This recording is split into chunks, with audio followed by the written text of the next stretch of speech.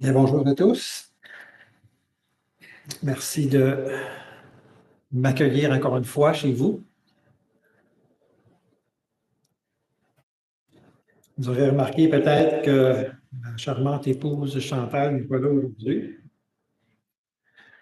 Et oui, j'ai fait le trajet tout seul de Québec ce matin.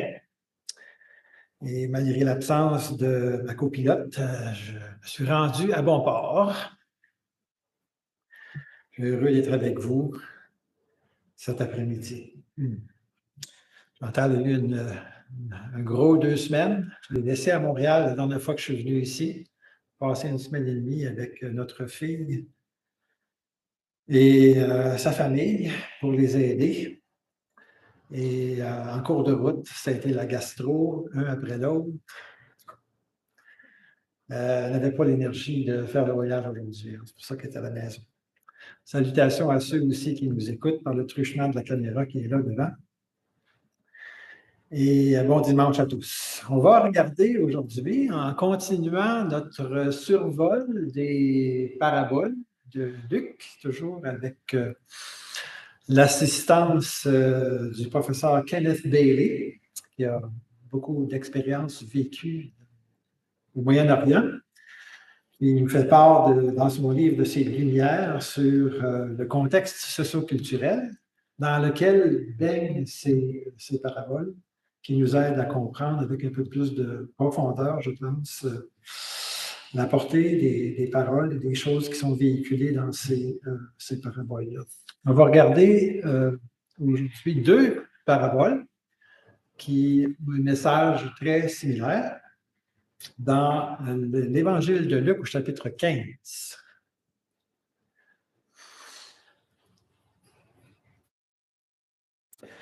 Évangile de Luc, chapitre 15. On va regarder la parabole de la brebis perdue et la parabole de la drachme perdue.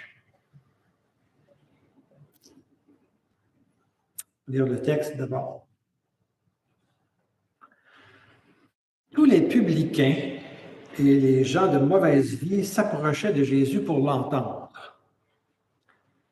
Et les pharisiens et les scribes murmuraient, disant, « Cet homme accueille des gens de mauvaise vie et mange avec eux. » Mais il leur dit cette parabole. Lequel d'entre vous, s'il a 100 brebis et qu'il en perde une, ne laisse les 99 autres dans le désert pour aller à la recherche de celle qui est perdue, jusqu'à ce qu'il la trouve. Lorsqu'il l'a trouvée, il la met avec joie sur ses épaules. Et de retour à la maison, il appelle ses amis et ses voisins et leur dit, « Réjouissez-vous avec moi, car j'ai trouvé ma brebis qui était perdue. »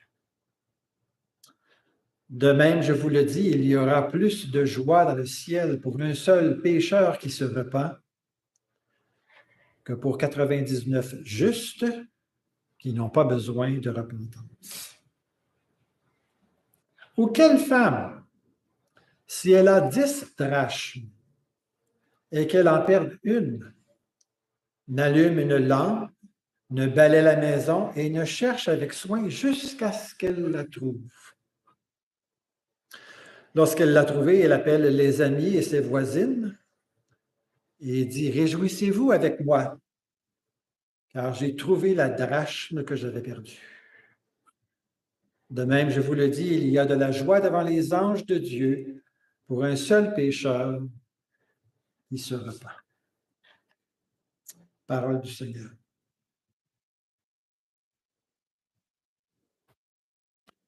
On va regarder ces 2 paraboles-là sous 4 grands titres. Premièrement, une introduction contextuelle au texte qu'on vient de lire. Ensuite, la parabole de la brebis perdue. Ensuite, attendez que je me retrouve dans mes notes, la parabole de la drachme perdue et finalement, quelques leçons à tirer rapidement. Alors d'abord, l'introduction contextuelle. introduction qui a un titre, « Les pharisiens sont offusqués ». On se surprend quasiment plus de la chose. À chaque fois que les pharisiens sont présents, que Jésus parle, les pharisiens sont immanquablement offusqués, des fois même choqués, cherchent à le tuer. Alors, c'est encore le cas ici, comme on a lu. Hein, c'est les publicains, les gens de mauvaise vie qui s'assemblent autour de Jésus pour l'entendre. Et les pharisiens, les scribes remarquent que non seulement ils sont là pour l'entendre, mais ils sont assis à table avec lui et mangent avec lui. Alors, un peu de contexte pour comprendre. Au Moyen-Orient, on pouvait jouer 3 rôles dans l'organisation d'un repas communautaire. D'abord, une personne mieux nantie que les autres pouvait organiser et pourvoir un repas pour les gens de sa communauté, mais sans nécessairement s'asseoir avec eux et manger avec eux. Il payait le lunch, autrement dit, en bon québécois. Un autre rôle, c'était d'être tout simplement un invité et être invité à participer au repas en tant que convive, tout simplement. Et un troisième rôle, c'était d'être l'hôte du repas. Celui qui non seulement invite les différents convives, mais s'assoit avec eux et mange avec eux. Fait preuve donc d'hospitalité, d'accueil des personnes qu'il a lui-même invitées. Jésus ici est fort probablement l'hôte du repas. Parce que au verset 2, lorsqu'on lit « Cet homme accueille des gens de mauvaise vie », le verbe « accueil » qui est là, c'est le verbe « prosdékomai » en grec, qui est souvent associé avec une circonstance d'hospitalité. Alors, on pourrait croire effectivement que Jésus est l'hôte du repas qui accueille les publicains et les gens de mauvaise vie. Maintenant, au Moyen-Orient, souvent besoin de prendre quelques gorgées d'eau au départ.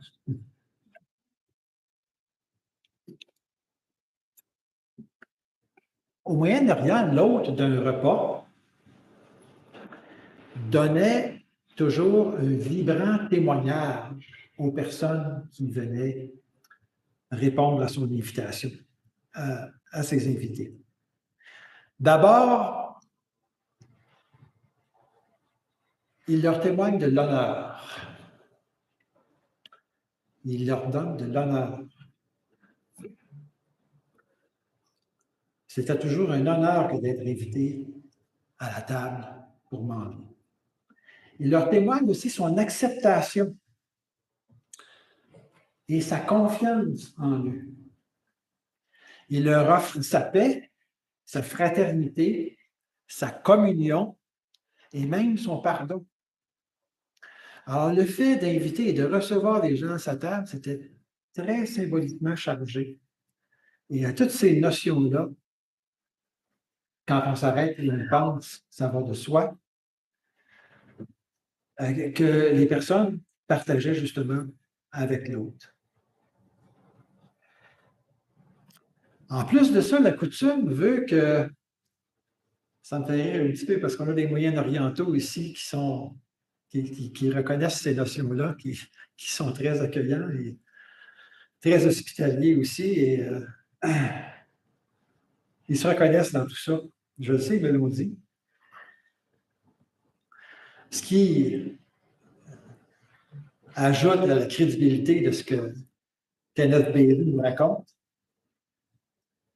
La coutume veut que l'autre qui reçoit ses invités les complimente ses invités. Vous me faites honneur, je ne sais pas exactement ce que je dis, mais vous me faites honneur de venir à ma table. Merci de prendre le temps. J'apprécie votre présence. Plein de compliments comme ça. Et les invités aussi, la coutume veut que les invités répondent à ces compliments en invoquant la bénédiction de Dieu sur l'autre et en reconnaissant l'honneur qui leur était fait d'être invités.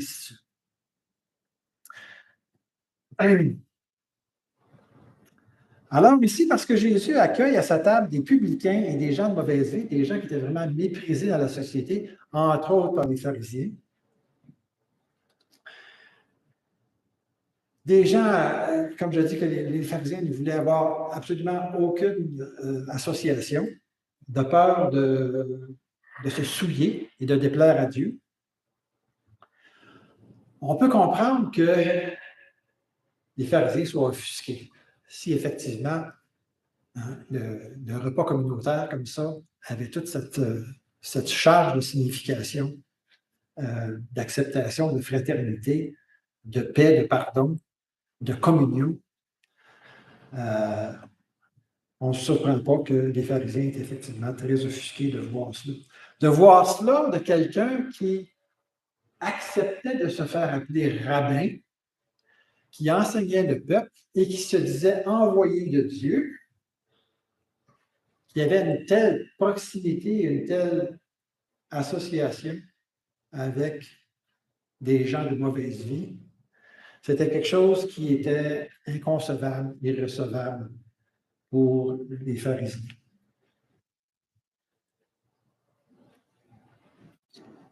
Alors, devant le fait qu'ils soient offusqués de la sorte, Jésus, bien conscient de cela, n'est-ce pas, se propose de leur faire 3 paraboles. La parabole de la brebis perdue, de la drachme perdue et ensuite du fils perdu. Un peu pour faire l'apologie de son comportement, défendre son comportement avec ces gens qui sont méprisés dans la société. Une chose qui était, comme on le dit, pas du tout acceptée par les pharisiens. Et ce faisant, il va leur livrer le caractère fondamental de sa mission sur Terre.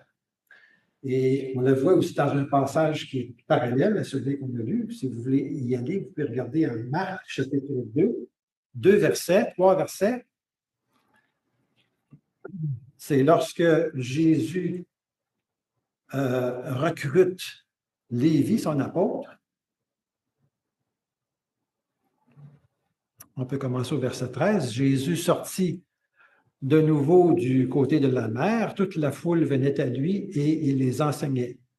En passant, il vit Lévi, fils d'Alphée, mais au bureau des péages, il lui dit « Suis-moi, Lévi. » Et Lévi se leva et le suivit. Comme Jésus était à table dans la maison de Lévi, beaucoup de publicains et de gens de mauvaise vie se mirent aussi à table avec lui et avec ses disciples, car ils étaient nombreux et ils l'avaient suivi. Les scribes et les pharisiens, le voyant manger avec des publicains et des gens de mauvaise vie, dirent à ses disciples, « Pourquoi mangent-ils et boivent-ils avec les publicains et les gens de mauvaise vie? » Jésus, ayant entendu cela, leur dit, « Ce ne sont pas ceux qui se portent bien qui ont besoin de médecins, mais les malades. » Voilà ce que Jésus leur dit et ce qu'il va leur dire en d'autres termes aussi dans les paraboles qu'on va regarder. « Je ne suis pas venu appeler des justes, mais des pécheurs. »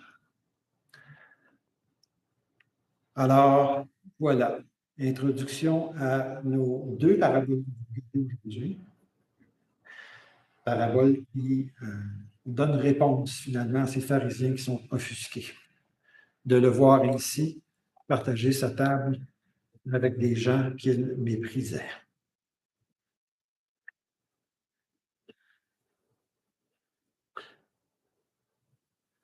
La parabole de la brebis perdue. On regarde ensemble le verset 4. Jésus s'adresse aux pharisiens,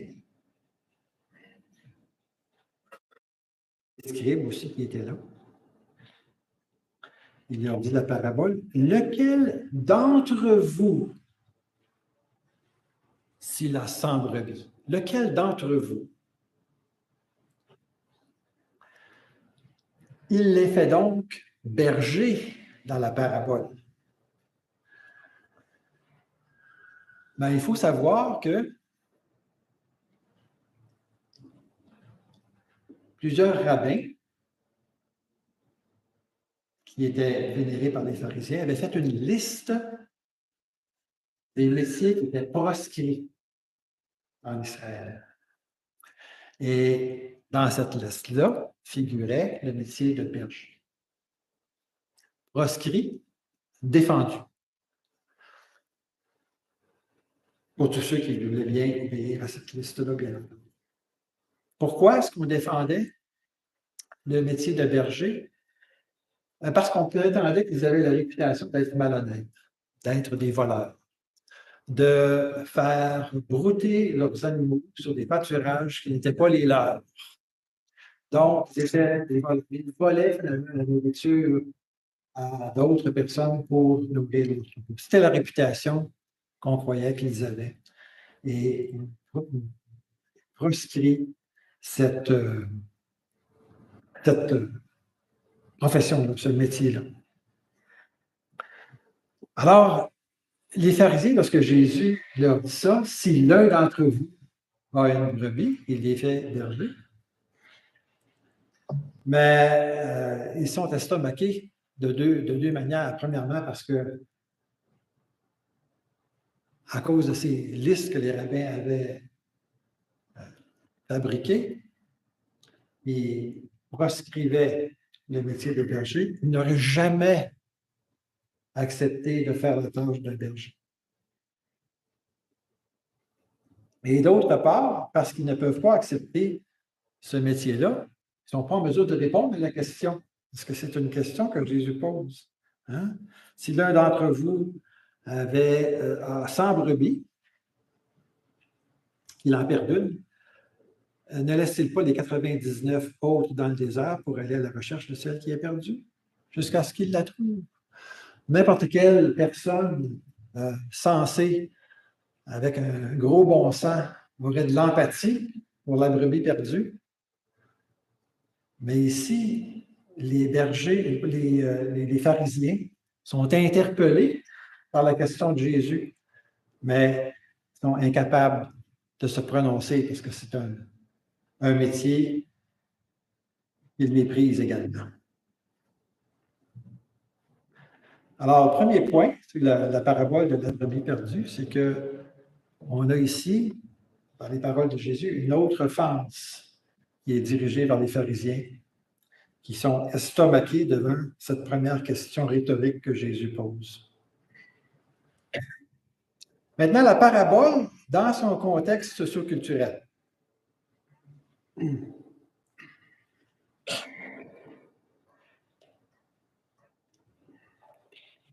Il y avait au Moyen-Orient 2 types de bergers. Il y avait les bergers nomades ou bédouins qui, eux, rassemblaient leurs troupeaux et allaient de contrée en contrée sur un certain trajet, je ne sais pas qu'ils avaient fixé d'avance ou qui fixaient au jour le jour, je ne sais pas trop, mais de contrée en contrée, de sorte qu'à chaque nuit, ils laissaient les brebis là, sur des grands espaces ouverts. Le lendemain, ils repartaient, puis ils allaient vers un autre pâturage, et ainsi de suite. Et il y avait aussi les bergers paysans, où c'était très différent parce que eux, ils partaient du village et ils allaient dans les pâturages dans le jour, et le soir venu, ils revenaient au bercail, revenaient à la maison, revenaient au village des 10 paysans. Alors, parce que dans notre parabole, on nous dit qu'il y a un retour qui se fait à la maison et que les amis et les voisins sont appelés à venir se réjouir, bien, on est porté à croire que Jésus a en tête ici des bergers paysans qui font donc partie d'un village de paysans. L'autre chose, c'est qu'il aurait fallu être très riche pour posséder 100 brebis. Ce qui n'était pas le cas des paysans en général. Normalement, une famille paysanne avait entre 5 et 15 bêtes Alors, pour rassembler un tel cheptel d'une centaine de bêtes, il aurait fallu que plusieurs, pas d'une grande famille étendue, plusieurs amis, amènent d'autres brebis, les mettent ensemble. Et ce qu'on faisait, c'est qu'on nommait un, deux ou souvent même trois pour un groupe aussi grand de brebis.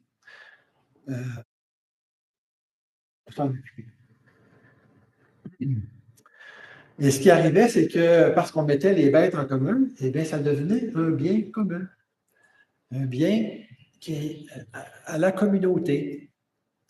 Et les bergers qu'on donnait pour s'en charger étaient personnellement responsables de chaque brebis qu'on leur confiait. Et s'il y avait une brebis qui se perdait, ben, c'était toute la communauté qui en était affectée. Ça devenait quelque chose de vraiment euh, corporatif ou communautaire.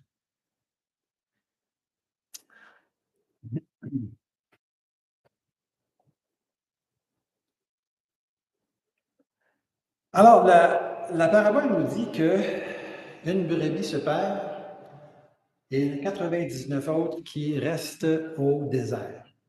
Maintenant, quand on dit désert, euh, moi, quand je vois ça, avec ma mentalité de Nord-Américain, je vois tout de suite les dunes de sable, les cactus, les dromadaires, les chameaux, et peut-être un oasis, mais on n'est pas trop sûr si c'est un mirage ou quoi que ce soit.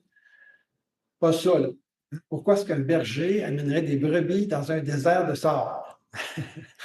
Alors, il y a certaines, ici, Louis II, dans cette version-là, traduit désert. Je ne sais pas ce que vous avez dans vos Bibles. Il y a des Bibles anglophones, par exemple, qui vont traduire open country ou open pasture. Finalement, un grand champ ouvert.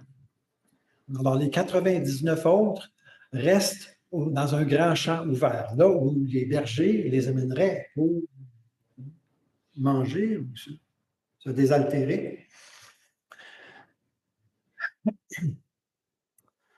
Alors, ce qu'on comprend de ce que Jésus donne comme petit détail dans sa parabole, c'est que arrivé dans ce grand champ ouvert, désert, on fait le décompte et on s'aperçoit qu'il en manque une.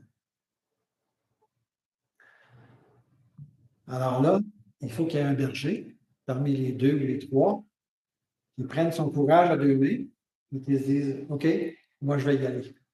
C'est un grand territoire, c'est un grand, vaste champ ouvert. On ne la voit pas, là. On ne sait pas où elle est. Il faut qu'il parte la chercher. Et il part au péril de sa vie parce que il y a des bêtes sauvages. Et il y a une brebis qui est perdue, qui est vulnérable, qui est sans défense. Vous savez ce que ça fait, une brebis?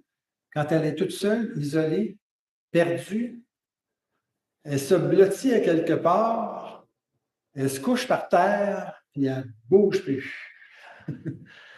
Elle est comme paralysée. C'est une espèce d'instinct de défense, de protection, pour pas attirer des prédateurs, je ne sais pas. Mais elle est comme morte, toute seule, isolée, tapie à quelque part. Et là, le berger prend son courage à deux mains, puis, au péril de sa vie, il s'en va la chercher avec très peu d'équipement de protection, son bâton, sa houlette, et il va chercher la brebis. Quand il trouve la brebis, la brebis, elle fait rien pour l'aider. Il ne peut pas la mettre sur ses pattes. Elle est comme paralysée, elle est comme morte, elle ne fait rien pour l'aider. Alors, c'est pour ça que Jésus dit, il n'a pas le choix, il la prend dans ses bras, il la met sur ses épaules, il la ramène, encore au péril de sa vie. Il la ramène jusqu'à la maison. Et c'est à la maison, lorsqu'elle retrouve son parquet, qu'elle retrouve les autres, qu'elle reprend vie. Ça a l'air que c'est comme ça. Moi, je n'ai pas cette expérience-là, mais c'est académique, je l'ai lu quelque part. Alors, ça nous donne un petit peu le contexte ici. Et la brebis revient au village, si effectivement c'est des bergers paysans. Ils ramènent ça au village, le bien commun est ramené, la communauté, naturellement, se réjouit du bien de la brebis qui a été retrouvée, non seulement retrouvée, mais ramenée. Ça peut être pesant, mais dans le fond du grand champ vaste, ça peut être tout un travail aussi de la ramener. Donc, on se réjouit de la brebis retrouvée et du berger revenu sain et sauf également. Alors, c'était la parabole de la brebis perdue dans son contexte socio-culturel. Maintenant, se dégagent de cela trois grands thèmes théologiques. Le premier, la grâce souveraine de Dieu.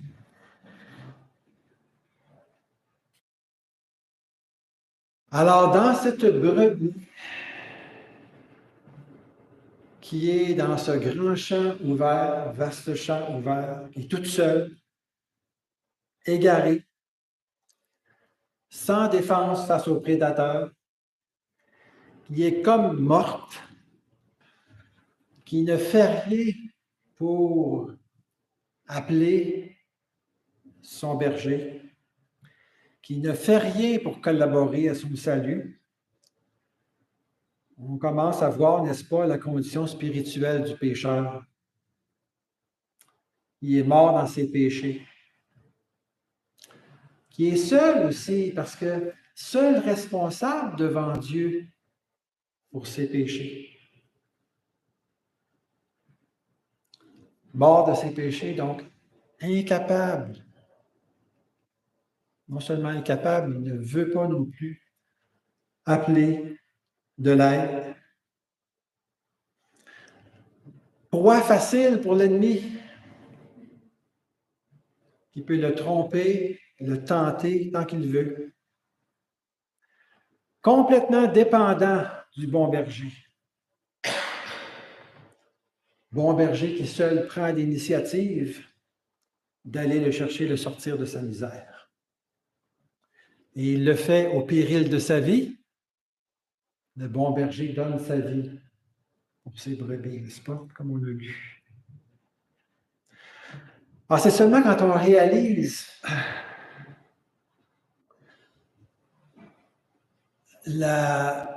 moi j'ai écrit ici, la totale incapacité à se sauver lui-même, à nous sauver nous-mêmes, et la complète dépendance au Sauveur. Lorsqu'on réalise ça, c'est là qu'on commence à comprendre, un tant soit peu, l'ampleur de la grâce de Dieu. Alors, on voit dans tout ça la grâce du berger, la grâce du Sauveur, la grâce souveraine de Dieu qui sauve ceux qui sont perdus. Le transport de la brebis sur les épaules aussi n'est pas sans nous rappeler la passion de Jésus-Christ qui a porté sa croix jusqu'au lieu de crucifixion. Si le fardeau du péché des pécheurs n'est pas porté au bois, il n'y a pas de salut possible. Alors, on voit dans tout ça, dans les quelques petits détails que Jésus nous donne, la grâce souveraine de Dieu. Bien sûr, on voit le thème aussi de la repentance des perdus. La théologie de Jésus, bien sûr, nous enseigne que tous sont pécheurs et tous ont besoin de se repentir. Tous sont perdus et tous doivent être retrouvés pour être sauvés. Mais dans la parabole, tous ne sont pas perdus. Tous ne sont pas pécheurs.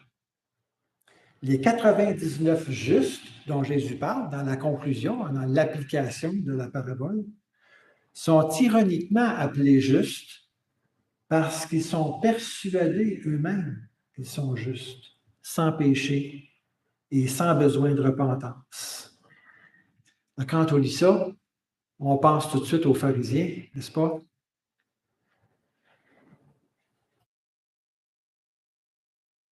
Dans la parabole, la brebis retrouvée, c'est un pécheur qui se repent. On a une équivalence, hein? Lorsque Jésus fait cette conclusion, il y a de la joie,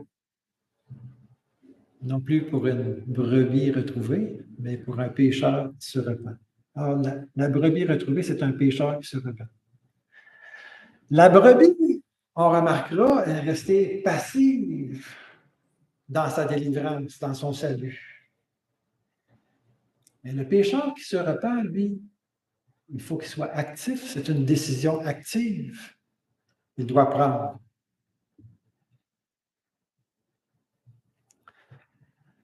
Le pécheur est responsable de se repentir en même temps que la repentance, c'est un don de Dieu. Deux vérités qui sont vraies en même temps que je ne saurais jamais vous expliquer complètement, sauf en disant ceci.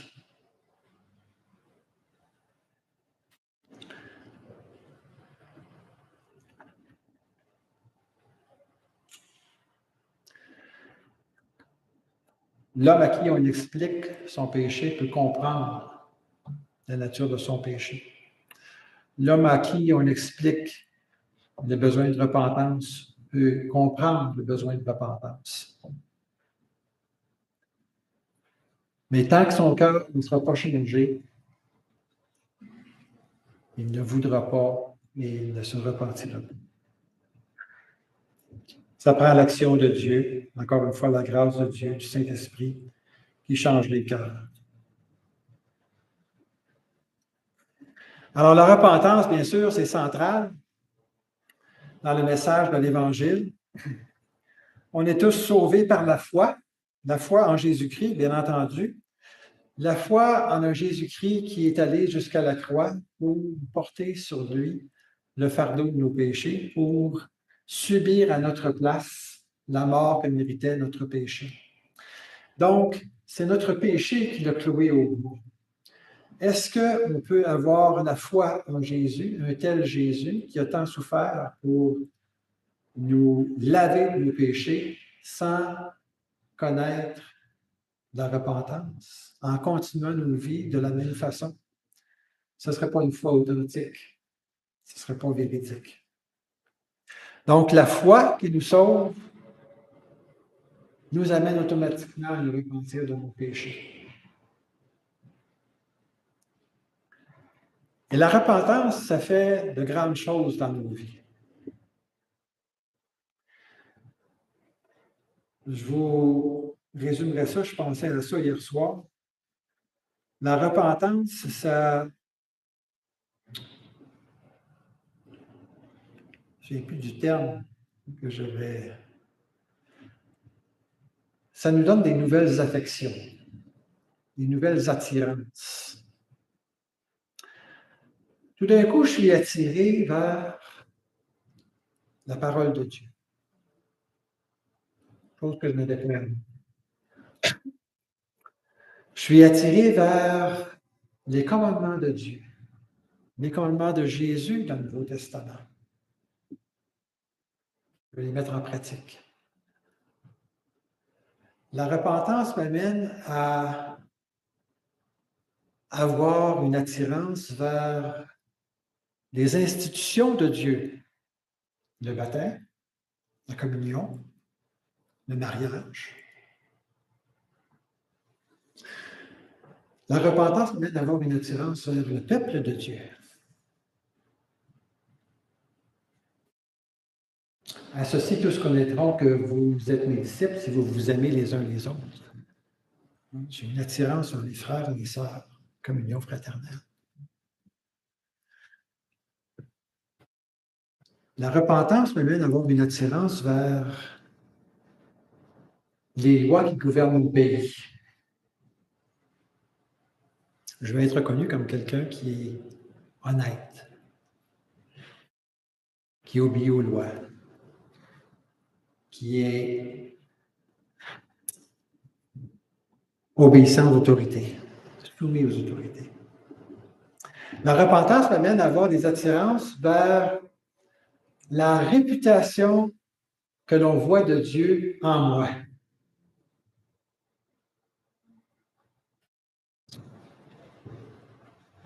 J'ai ce désir maintenant d'avoir un bon témoignage.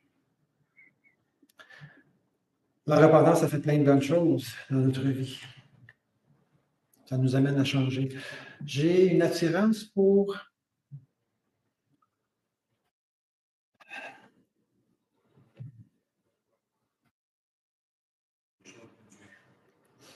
oui, les commandements de Dieu. Il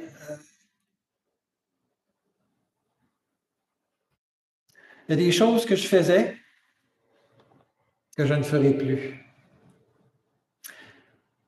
Des péchés par commission que je ne commettrai plus. Il y a des choses que je ne faisais pas que je vais faire maintenant. Des péchés par omission que je ne commettrai plus. Alors, l'importance de la repentance. On est sauvé par la foi, mais la foi nous amène à la repentance. Et la repentance fait de nous des êtres nouveaux, des êtres changés, des êtres différents. Il faut qu'il y ait quelque chose qui change. Et troisième grand terme théologique, bien, qui est central aussi dans ces deux paraboles-là, qui font le message central dans la conclusion que Jésus donne aux deux paraboles, c'est la joie au ciel. La joie du berger qui trouve la brebis. Et la joie au village, que la brebis est restaurée, eh bien, c'est la joie au ciel. La joie de Dieu, la joie au ciel pour un seul pécheur qui se répand. Mais selon la conclusion que Jésus apporte dans la parabole, il y a au ciel, si on lit un petit peu à l'envers ou entre les lignes, il y a au ciel moins de joie ou pas de joie du tout à l'égard de ceux qui se considèrent justes et qui sont sans besoin de repentance. Et on voit encore une fois ici un autre affront que Jésus fait aux pharisiens, parce que les pharisiens étaient certains, eux autres, qu'ils faisaient la joie de Dieu au ciel, de par leur zèle pour la loi et leur conception du fait qu'ils obéissaient à la loi avec nos 600 et quelques règlements. Ils avaient l'impression certaine qu'ils obéissaient à toute la loi à tous les jours. Donc, ils faisaient la joie de Dieu. Et Jésus qui leur dit ici, il n'y a peu ou pas de joie pour ceux qui se considèrent justes et qui considèrent qu'ils n'ont pas besoin de repentance. Je pense que les pharisiens se sentaient visés ici et étaient encore une fois offusqués.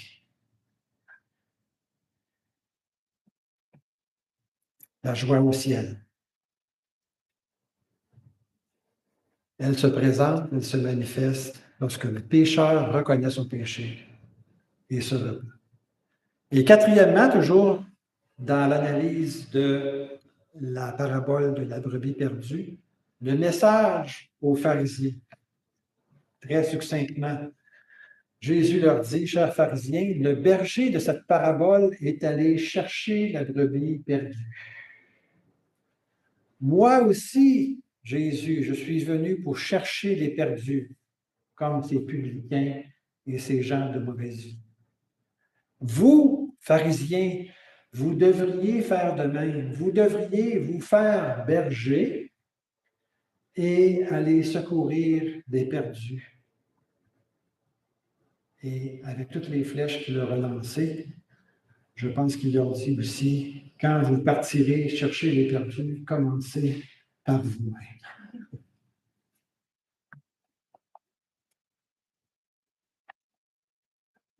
Troisièmement, grand C, dans mes notes ici, pour ne pas se mêler dans les chiffres, grand C, troisième grand titre, la parabole de la drachme perdue. Parabole qui a un message très similaire, comme vous l'avez indiqué. Alors, premièrement, on va noter les similitudes des différents thèmes. Alors, quelque chose a été perdu, une brebis dans la première, une drachme dans la deuxième. Il y a besoin d'une initiative pour la chercher jusqu'à ce qu'elle soit retrouvée. Le berger cherche dans la première, la dame paysanne cherche dans la deuxième. Et il y a de la joie dans la communauté, et pour la brebis et pour la drachme retrouvée lorsqu'elle est effectivement retrouvée. Et dans l'application finale que Jésus donne, lorsqu'il dit de même, je vous dis à la fin, dans chacune des deux paraboles, eh bien, la chose retrouvée, que ce soit la brebis ou la drachme, c'est un pécheur qui se repent. Et la joie dans la communauté, c'est la joie au ciel. La seule chose qu'on ne retrouve pas dans la drachme perdue, c'est le fait d'avoir à restaurer, hein, le berger qui a dû transporter. On a vu l'équivalent avec Jésus que ça comportait. Mais le berger a dû transporter la brebis pour la restaurer au groupe. Alors que la drachme, dès qu'elle est retrouvée, ben, elle redevient immédiatement en possession de la dame et est restaurée automatiquement. Il n'y a pas cette phase-là dans l'histoire. Maintenant, il y a quand même trois aspects qui sont intensifiés dans la parabole de la drachme perdue par rapport à celle de la brebis perdue. Et on va regarder ça maintenant. Trois aspects intensifiés. Premièrement, c'est l'aspect de la valeur de ce qui est perdu. Dans la parabole de la brebis, c'était 1% du troupeau, hein? Une par rapport à 80. Tandis qu'ici, c'est une drachme par rapport à 10, c'est 10%. Première notion qui fait que la notion de valeur est intensifiée ici. Non pas que la brebis perdue n'était pas précieuse, grande valeur, bien sûr, mais ici, l'histoire nous donne un petit peu plus de poids à la valeur de ce qui est perdu. Deuxièmement, la drachme, mais ça représentait environ le salaire d'une journée de travail, quand même. On voit ça dans Matthieu, je pense, dans une autre parabole. Il y a le propriétaire d'une vigne qui veut engager un vigneron, ou plusieurs vignerons, et il s'entend avec eux pour leur payer une drachme par journée de travail. C'était aussi, me dit-on, le salaire d'une journée de travail d'un soldat romain. Alors, quand même, une certaine valeur. Et un autre facteur, c'est que dans un village de paysans, on vivait presque en autarcie complète. Hein? On cultivait, on faisait sa propre nourriture, on faisait ses propres vêtements. Donc, la circulation de monnaie, c'était quand même quelque chose qui était assez rare. Est-ce qu'on accumulait des drachmes ou de la monnaie? C'était une commodité qui était assez rare. L'autre chose, c'est que les femmes paysannes se faisaient souvent des bijoux avec les sous. C'est pour dire qu'il n'y avait pas tellement besoin de faire du troc avec. Les échanges commerciaux. Alors, ils se faisaient des colliers ou ils se faisaient aussi des parures de tête avec les pièces de monnaie qu'elles ramassaient. Donc, s'il y en a une qui est perdue, ben, le bijou perd toute sa beauté, perd sa valeur. Et l'autre chose, c'est qu'on me dit que 10 drachmes pour une femme paysanne, c'est probablement une économie d'une vie complète. Alors, perdre une drachme, c'était perdre quelque chose d'une grande valeur. Si la drachme, c'est un pécheur qui se repent lorsque la drachme est retrouvée, mais le pécheur, aux yeux de Dieu, a une grande valeur. L'autre chose que l'on voit qui est intensifiée dans cette parabole, c'est la minutie de la recherche. Les maisons des paysans n'avaient pas de fenêtres ou seulement de petites fenêtres, pas beaucoup de lumière du jour qui entrait. Et les planchers étaient souvent en terre battue. De là, la poussière et de là, le balai pour trouver la drache.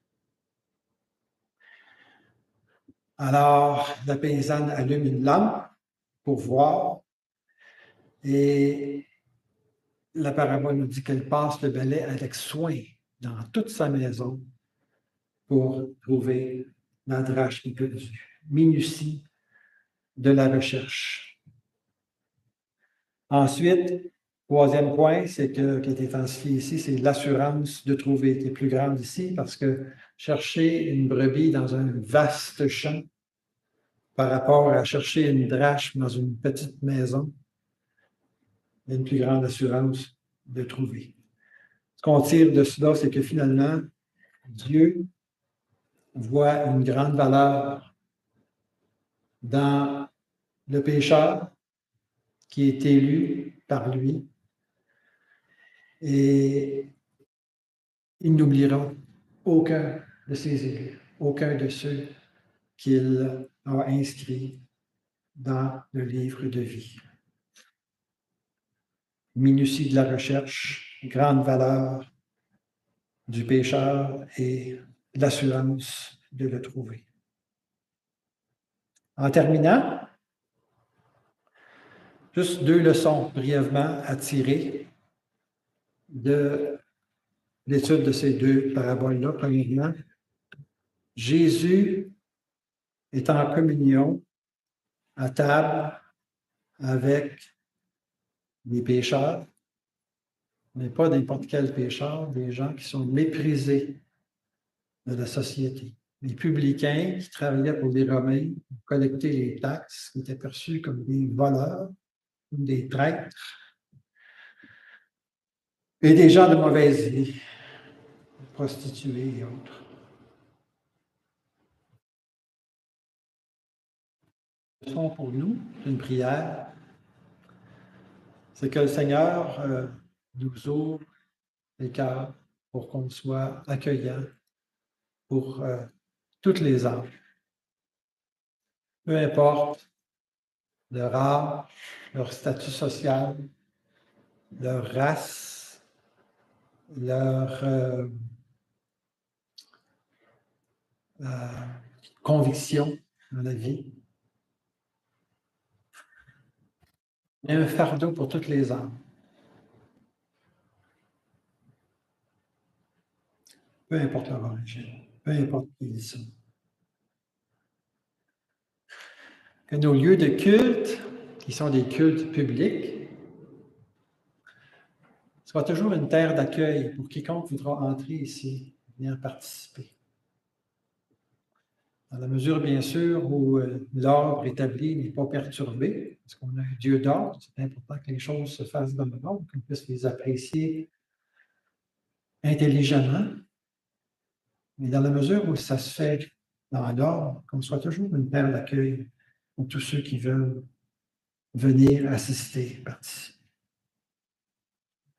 Et la deuxième requête, c'est que nos cœurs se réjouissent toujours. On s'est réjoui dans le village des paysans lorsque quelque chose de précieux a été retrouvé. Eh bien, qu'on se réjouisse toujours en tant que communauté de chrétiens lorsqu'une âme est conscient qu'elle est venue à la foi, qu'elle s'est repentie, s'est convertie au Seigneur. C'est à chaque fois un miracle de la grâce de Dieu. L'homme ne peut pas accomplir ça par lui-même.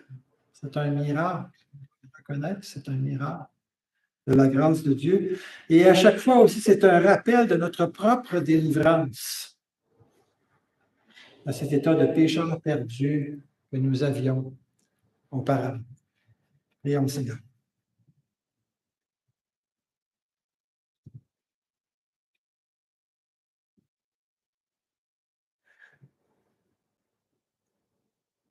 Seigneur, on ne peut que te rendre grâce pour le bon berger qui est venu sur cette terre avec la mission spécifique de chercher ce qui était perdu. Et nous étions, tous et chacun d'entre nous ici, assurément perdus, seuls, responsables devant toi de notre péché et incapables, comme morts, de nous en sortir nous-mêmes. Merci Seigneur de nous faire réaliser toujours davantage la dépravation de notre condition, afin qu'on réalise davantage l'ampleur de ta grâce que tu as déversée sur nous. Seigneur, qu'on soit toujours prêt à partager cette grâce avec quiconque tu places sur notre chemin ou tu emmènes dans les portes de ce lieu, Seigneur, qui est pour t'adorer. Qu'on ait des cœurs chaleureux, des cœurs remplis d'amour, des cœurs qui ont un fardeau pour les âmes perdues et qui ont un fardeau de partager la joie que tu nous as faite en nous envoyant le bon berger, en nous amenant à la foi et à la repentance, ce qui a transformé nos vies complètement. Pour notre plus grand bonheur et pour ta gloire aussi. Seigneur, donne-nous de nous réjouir. Réjouir d'être ainsi ensemble, frères et sœurs, ayant connu ce chemin de repentance, cette délivrance de la misère où nous étions. Qu'on puisse se réjouir pour tous ceux qui éprouveront le même cheminement, la même délivrance. Sois glorifié, Seigneur, pour ce que tu fais dans nos vies. Continue à nous former et continue à faire en sorte qu'on puisse répondre